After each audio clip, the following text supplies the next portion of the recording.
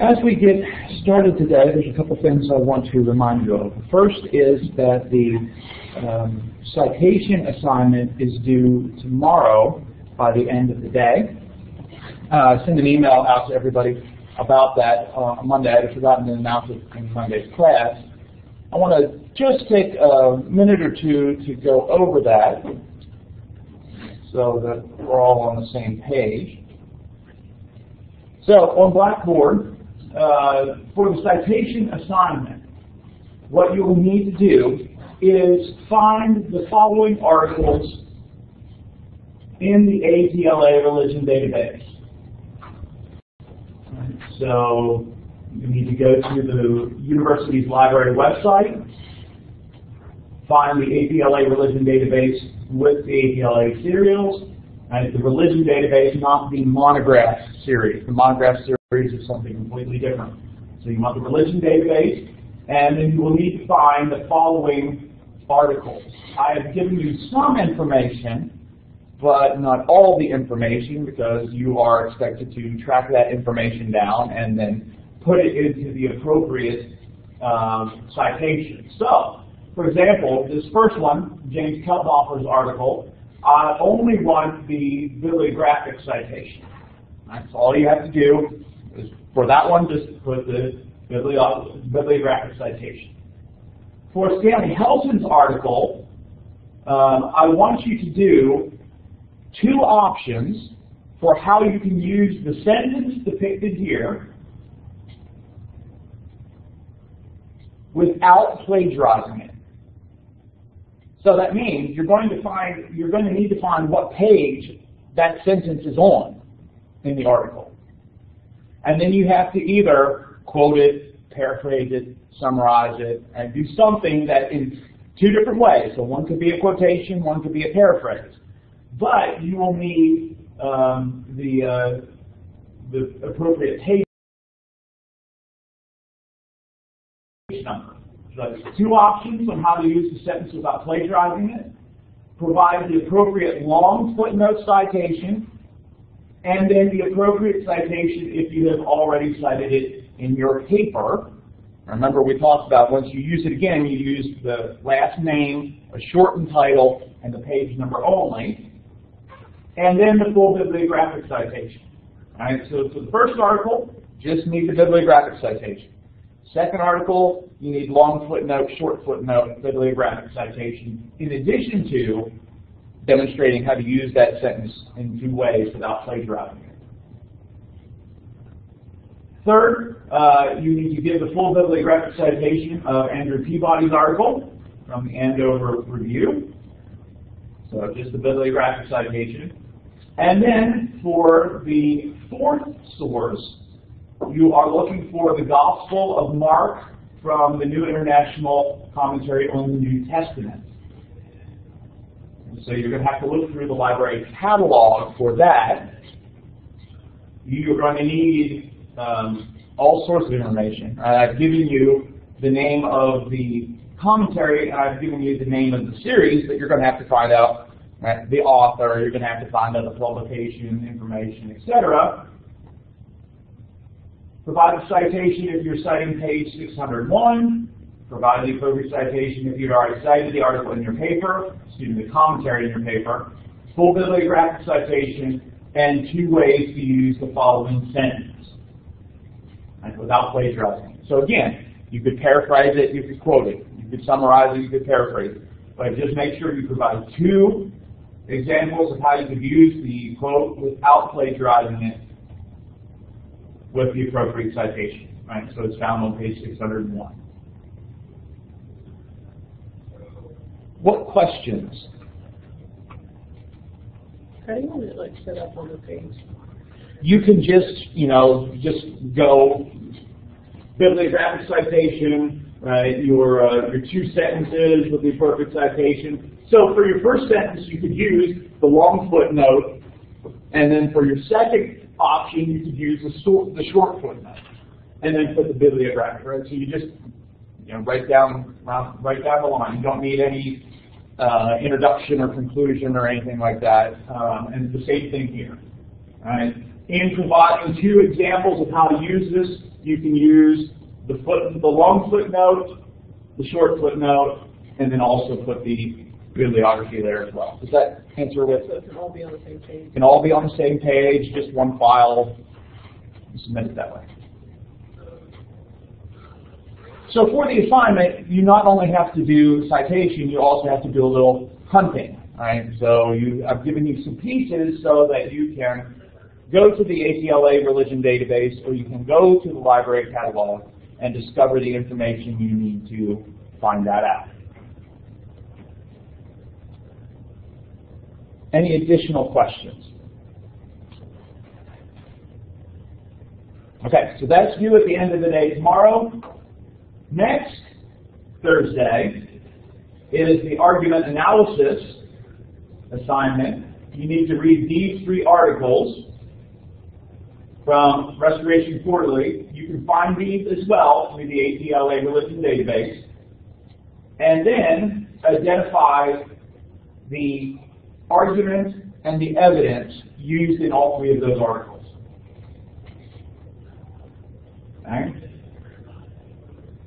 And then the week after that is the research paper.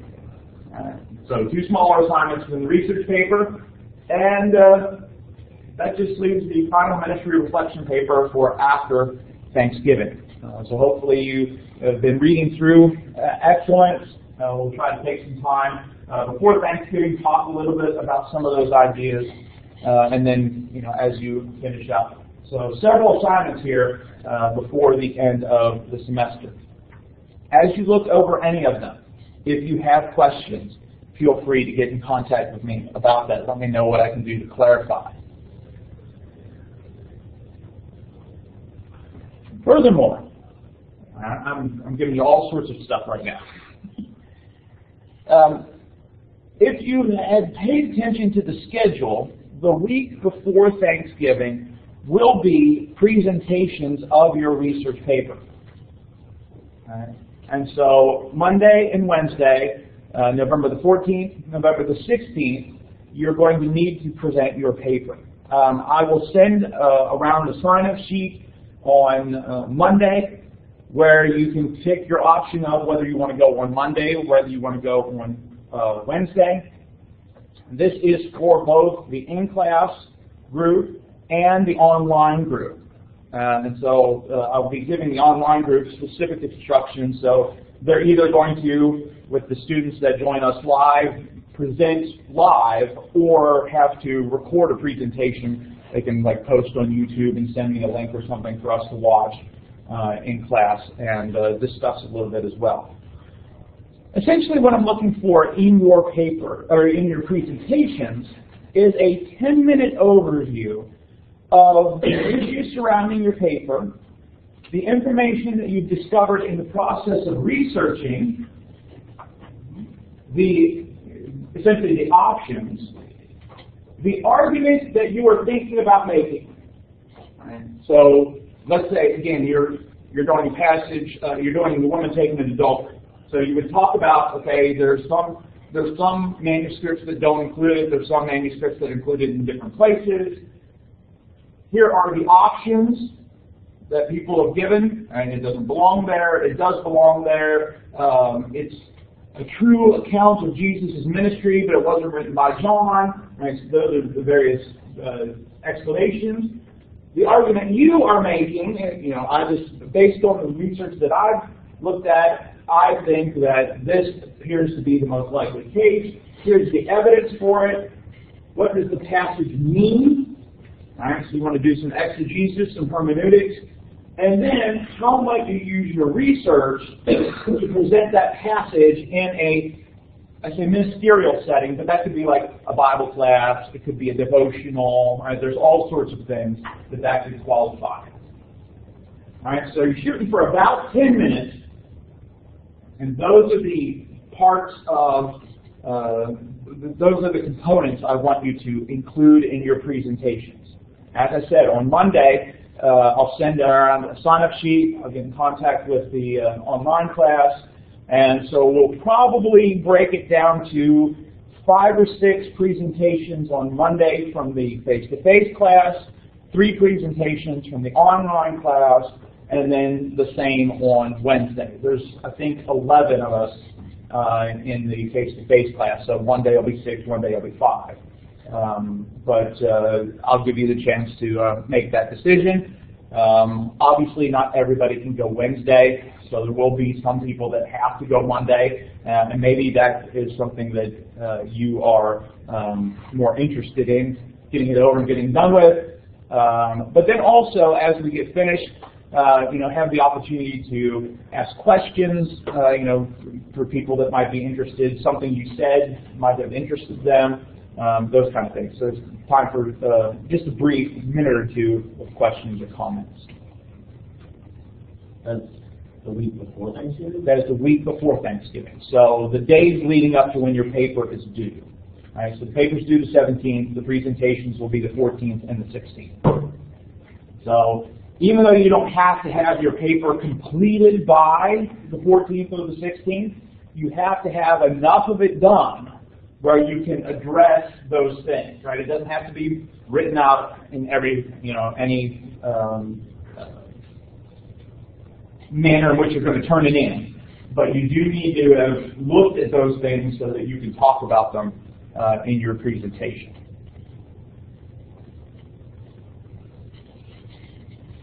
Additional questions? Regarding the sources for a research paper, are there requirements of what kinds? For example, if I use 3 books and 3 websites, is that good? Or hold on, I believe that I have that. I want to say it's in. You need to use at least 10 scholarly resources. 2 of those must be scholarly commentaries, 2 others must be from scholarly journals. The rest of the resources can be a mixture of books or journal articles or whatever. All right, so you have to use at least 2 commentaries, at least 2 scholarly journals, and then the rest should be scholarly, the other 6 should be scholarly sources. If you use any non-scholarly sources, that is in addition to the 10 that you need to have for your paper. All right, so you have to have at least 10 that are scholarly. If you have a question about your source, is this a scholarly source? Feel free to get in touch with me about that. You can just shoot me an email and say, hey, I'm thinking of using this source. Would this be a scholarly source? Right? So we did talk about some of that when we talk about evaluating sources.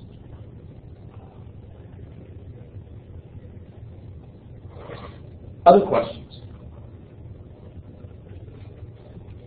Related to that, just as a reminder, the rubric and how I'm going to grade the research paper is available for you to view. And so essentially we'll be focusing on 4 categories: grammar, style. Style means like the citation information. Did you cite things appropriately? Did you follow SBL handbook? The content. Right, is the stuff you're talking about relevant to the topic, and then the logic, the argument, and organization. And so those are the 4 categories or the 4 criteria I'll be using to rate your papers, as well as kind of giving you an idea of how I'll grade each of those.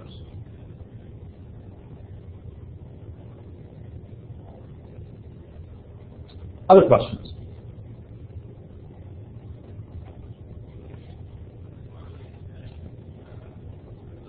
All right, well then let's get into our material for today.